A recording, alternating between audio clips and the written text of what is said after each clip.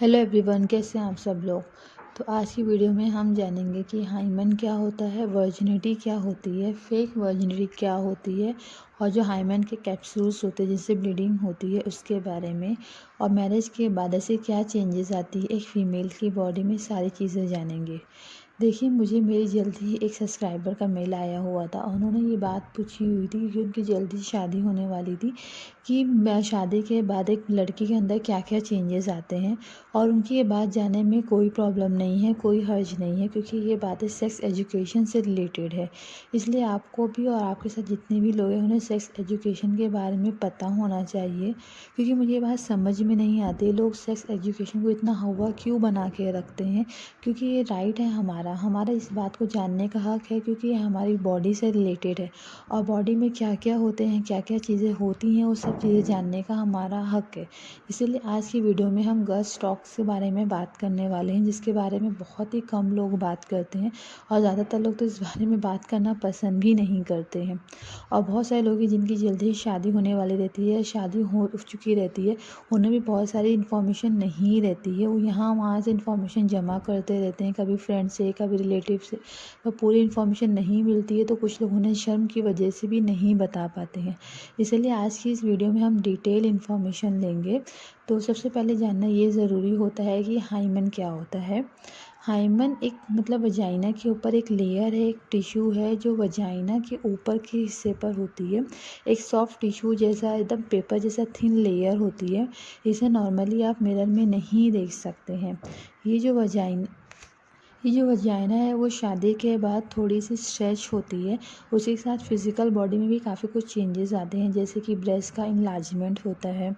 जो निप्पल्स है, ब्रेस्ट के निप्पल्स है, वो बहुत ज़्यादा इरेक्ट हो जाते हैं, क्योंकि उसके अंदर जो ब्लड सर्कुलेशन है वो बहुत तेज़ी से बढ़ता है, और वो होता है ऑक्सीटोसिन हार्मोन्स की वजह से।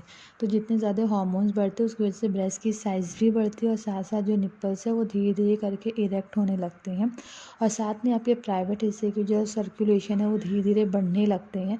और एक और चीज़ बहुत ज़्यादा सामने आई है वो है ओबेसिटी। आपने अक्सर देखा होगा कि लोग आपको शादी के बाद हल्के से ओबेस नज़र आते हैं, क्योंकि बहुत सारी चीज़ें बदलाव आती है, हार्मोन्स का इम्बैलेंस होता है, थोड़ा हार्मोन्स ऊपर नीचे होते हैं, तो उसकी वजह से ओबेसिटी भी बढ़ने लगती है। तो अब सबसे पहले जान लेते हैं कि वजाइना क्या होता है। वजाइना एक नॉर्मल सी चीज़ है जिसके बारे में लोग बहुत ही ज़्यादा हवा बना के रखते हैं कि वजाइना वजाइना वजाइना ही करते बैठते हैं। वजाइना के बारे में टेस्ट जानना चाहते हैं, वजाइना से कितनी ब्लीडिंग होती है वो जानना चाहते हैं, जबकि ये नहीं समझ पाते इसकी वजह से एक लड़की के ऊपर कितना ज़्यादा इफ़ेक्ट होता है। नॉर्मली ये देखा गया है कि जब भी कपल्स के बीच में रिलेशन होता है उस वक्त जो जब पेनिट्रेशन होता है, जब एक एक नॉर्मल जो वो पेनिस और एक वजाइना का मिलाप होता है, तो उस वक्त जब वो चीज़ अंदर जाती है तो एक वजाइना जो है वो हल्का सा स्ट्रेच होता है, सिर्फ और सिर्फ हल्का सा स्ट्रेच होता है। देखिए, वजाइना नॉर्मली जब पीरियड्स वगैरह जब एक लेडी को आते हैं तो वो कहीं और से नहीं आते, जो ब्लीडिंग होती है वो वजाइना के ही थ्रू होती है, तो उस वक्त भी वो हल्का फुल्का स्ट्रेच होता है। और जब नॉर्मल रिलेशन होता है उस वक्त वो ज़्यादा स्ट्रेच होता है, क्योंकि उस वक्त एक अच्छी साइज़ जो होती है वो अंदर जाती है। लेकिन ये मत समझिए कि इसमें कोई दीवार या कुछ है बस वो फट के एक चीज़ अंदर चली जाए, ऐसा कुछ भी नहीं होता है। क्योंकि लोगों ने इस बात को इतना ज़्यादा हवा बना के रखते हैं कि अगर ब्लीडिंग नहीं हुई तो लड़की वर्जिन नहीं है, ऐसा कुछ भी नहीं होता है। वजाइना सिर्फ थोड़ा बहुत ही स्ट्रेच होता है।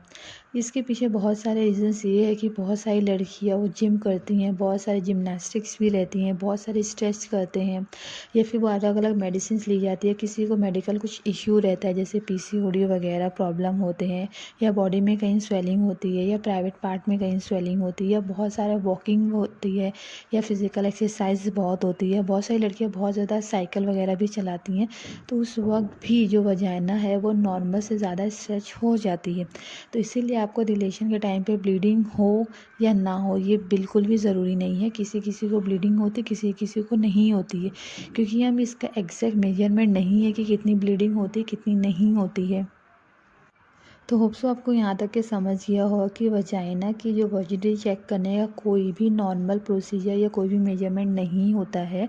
हर एक लड़की में ब्लीडिंग हो ये ज़रूरी नहीं है, किसी में होती है किसी में नहीं होती है। इन सब की वजह से लड़कियाँ कितना ज़्यादा स्ट्रेस में होती है। कोई कोई तो जो नकली हाइमन कैप्सूल्स रहता है जिसकी वजह से ब्लीडिंग होती है वो तक के ले लेती है, क्योंकि उन्हें इतना ज़्यादा जो है इन्वायरमेंट का जो लोगों का इतना ज़्यादा स्ट्रेस होता है इसके लिए। नॉर्मली जो है पुराने ज़माने में जब देखा गया था किसी लड़की की शादी होती है तो उस वक्त वाइट बेडशीट बिछाई जाती थी। समझ में नहीं आता था लोगों के दिमाग में क्या थिंकिंग थी वाइट बेडशीट बिछाने का, लेकिन जहाँ तक कि मुझे पता है वो वाइट बेडशीट इसके लिए बिछाते थे ताकि अगर लड़की सुबह उठेगी और अगर वो बेड के ऊपर थोड़ा बहुत भी ब्लड रहेगा तो वो वर्जिन है, ब्लड नहीं रहेगा तो वर्जिन नहीं है। तो ये ऐसा बिल्कुल भी नहीं है। ये जो फिनोमिनन है, ये जो कंसेप्ट है, ये बहुत ही ज़्यादा गलत है। अब तो मुश्किल से ही कोई ये चीज़ यूज़ करता होगा, लेकिन अब तो कोई नहीं करता है।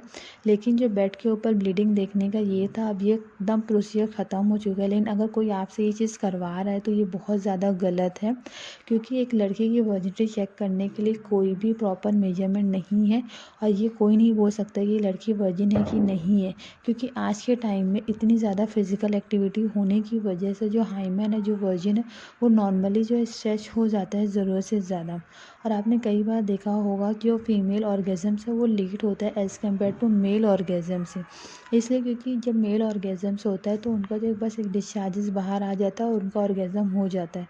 फीमेल्स का ऐसा बिल्कुल भी नहीं होता है, फीमेल से कोई भी चीज़ बाहर नहीं आती है, बस उनकी फ़िज़िकल बॉडी में ज़रा तब्दीली आती है, जैसे कि उसमें ऑक्सीटोसिन सा हार्मोन जो है वो बहुत ज़्यादा रिलीज़ हो जाता है, बॉडी एक्साइट लेवल में चली जाती है, साथ में बॉडी थोड़ी बहुत एकदम हार्ड हो जाती है। उसके बाद जब आपका ऑर्गेज़म हो जाता है तो आपको रिलैक्स फील होता है, अच्छा लगता है, मतलब एक सुकून फील होता है, आप स्ट्रेस फ्री उस वक्त हो जाते हैं। इसीलिए जो वर्जिनिटी को लेके इतने सारे जो क्वेश्चंस है कि ये होता है वर्जिनिटी वो होती है, ये सारे मिथ्स है, ये सब चीज़ें गलत है। ऐसा कोई भी टेस्ट नहीं है जिससे आप किसी भी लड़की की वर्जिनिटी को आइडेंटिफाई कर सके कि वर्जिन है कि नहीं है। तो होप्स आपको ये वीडियो अच्छा लगा होगा। अगर आपको अभी भी कोई डाउट है तो आप मुझे कमेंट में पूछ सकते हैं, नहीं तो एक बार आप अपने डॉक्टर से भी ज़रूर कंसल्ट कीजिए। तो आपको वीडियो अच्छा लगा होगा, मेरी ये उम्मीद है। मैं आपसे मिलती हूँ अगले वीडियो में। Thank you.